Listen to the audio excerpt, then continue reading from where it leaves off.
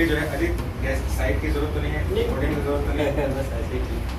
तो सबसे पहले मैं हमें तो सबसे अच्छा लगता है कि हम भी यहीं बैठ के तो सबसे पहले मैं अजीत को थोड़ा सा इंट्रोड्यूस करना चाहूँगा। इसमें अगर अजीत के बारे में मेरे से कुछ पूछे कि अजीत के बारे में आप थोड़ा सा बताइए, तो मैं कहूँगा कि छात्र जीवन से अजीत एक ऐसा मतलब एक समझिए कि डायमंड है इसमें, और इस डायमंड को जो है टीचर ही सिर्फ पहचान सकता है। इसमें अजीत हमारे पास 2 अलग अलग कंसिक्यूटिव टेन्योर में जुड़ा हुआ था, और जब अजीत हमारे पास एसएसबी में था सीडीएस में, तभी भी इसकी क्षमता को मैंने देखा है इसमें। और अजीत जब हमारे पास सीएपीएफ इंटरव्यू में था तो वो भी क्षमता को देखा।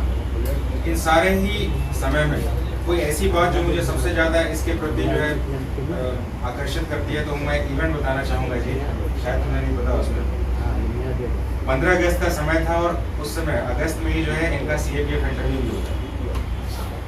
तो अजीत को क्योंकि इसमें जो है भाषा शैली बहुत ही हाई स्केल की है, काफ़ी बढ़िया एंटरटेनर है, मुझे ऐसा लग रहा था कि आने वाले समय में शायद ये पूरे बीएसएफ को एक अलग जगह पर ले जाएगा, और शायद ऐसा इंगेजमेंट भी होगा अभी।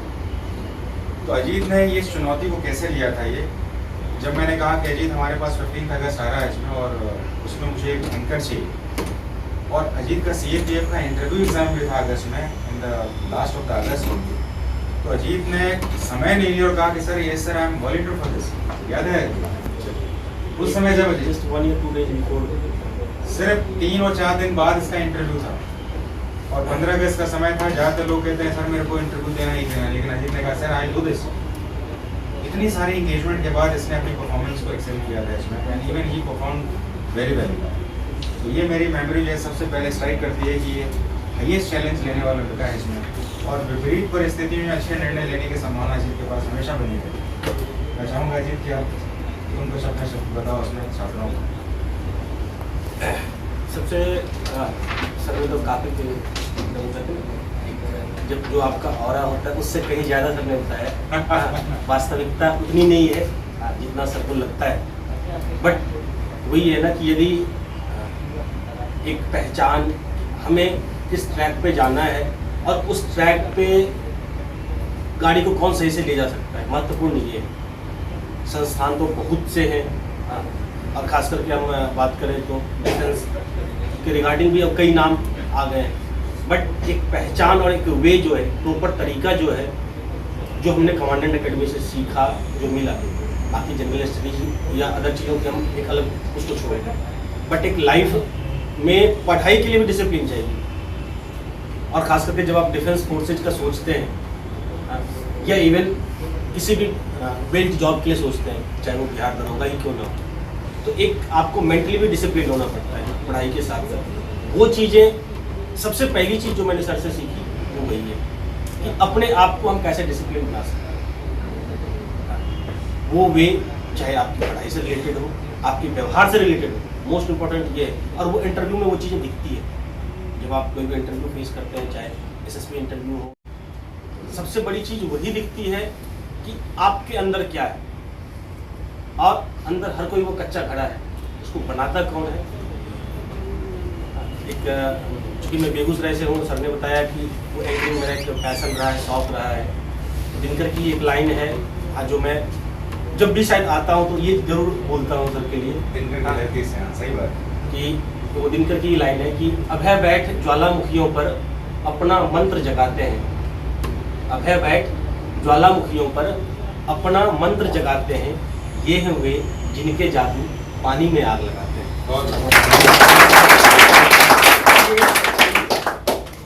ये सच्चाई है। आप यदि फील करो, यहाँ सिर्फ ये सोच के आओगे कि भाई हमने पे किया है और हम पढ़ने आ रहे हैं, हमने भाई इस इंस्टीट्यूशन को पैसा दिया है, यहाँ इंस्टीट्यूशन का काम है पढ़ाना, तो वही दिक्कत है। जब आप इस इंस्टीट्यूशन के साथ, खास करके इस एकेडमी के साथ, ये इंस्टीट्यूशन नहीं एकेडमी है, दोनों में बहुत बड़ा अंतर है। एक इंस्टीट्यूशन में और एकेडमी में बहुत बड़ा अंतर है, और शायद नाम रखने के पीछे भी सर का यही सोच रहा होगा। सही बात ना। तो यदि आप यहाँ पे अपनी फीलिंग्स के साथ जुड़ते हैं तो यहाँ से 100% आपका रिजल्ट है, इसमें कोई नहीं रोक सकता। जरूरत ये है, कतार में हर कोई खड़े हैं, हम अपने आप को एक्सेल कैसे करें, हम अपने आप को उससे अलग कैसे करें, ये महत्वपूर्ण है। अब उसके लिए कुछ नहीं है, आप राइट ट्रैक पे हो, ज़रूरत है चलते रहने की। हाँ, ज़रूरत क्या है? चलते रहने की। आपके अंदर वो विश्वास आनी चाहिए, आप यहाँ पे अच्छा अभ्यास कर रहे हैं। हाँ? और बहुत ज़्यादा एक्स्ट्रा करने की भी जरूरत नहीं पड़ती। सही बात है। हाँ? आप सिर्फ साथ साथ चलते जाओगे ना, सर जितना बता रहे हैं या जो करने को बता रहे हैं, खास करके जो सर का वर्क देने का तरीका है, जो क्या हम लोग अभी तो ऑन टाइम वर्क बोलते हैं, ये सब नया कॉन्सेप्ट आया, ऑन टाइम OTW, होमवर्क को OTW बोलते हैं। तो जो ऑन टाइम वर्क होता है या जो होमवर्क आप लोग बोलते हैं, हाँ, या जो क्लासेज में होती है उसको एक बार रिवाइज करते हैं। महत्वपूर्ण है रिवाइज करना। लोग कहते हैं कि सर हमें याद नहीं होता है। सबसे बड़ी समस्या लोगों के साथ यही होती है, याद करना ही नहीं है। सही बात। आज के दिन में खासकर जहाँ पर अबंडेंस ऑफ इन्फॉर्मेशन आपके साइट्स पर है, अगर आप यूट्यूब उसमें चले जाएँ तो सारे टीचर PDF दे रहे हैं, ये दे रहे हैं, सब बता रहे हैं, लेकिन सुनने के बाद भी याद नहीं होता। अगर आप हमारे शेड्यूल देखें, मैं थोड़ा ये अजीत के सामने बोलना चाहूँगा। इसमें अजीत ही वो स्टूडेंट है हमारा इसमें, जिसने पहली बार मुझे कहा था, आज से मेरे ख्याल से 3-4 साल पहले, इसमें कि सर यूट्यूब में अपने वीडियोज़ को डालें। मैंने कहा यूट्यूब में कहाँ डाले हैं ऐसे ऐसे। लेकिन जब मैंने पिछले साल से शुरुआत की इसमें, तो मैं जब भी मिलता हूँ कहते हैं ये तुम्हारा ही क्रेडिट है, तुम्हारा ही इंस्पिरेशन है कि मैंने जो है इसको ऐसे करके ज्वाइन किया। और आज अगर आप रिसेंट देखें इसमें, तो आप जो जहाँ पर भी आप छात्र पढ़ते हैं उसमें, आप जिस फ्रेंड के पास भी आप कॉन्टेक्ट में हो उसमें, आप कहिए कि देखिए मेरी संस्था का जो है काम करने का तरीका ये है, जहाँ पर हमारे छात्रों के बीच में ही हमारे प्रतिनिधि होते हैं और पूरी क्लास को ऐसे ही देखते हैं और नॉलेज के लेवल पर कोई कॉम्प्रोमाइज़ नहीं किया जाता है, चाहे इसके आप नोट्स के साथ रिजल्ट को दें।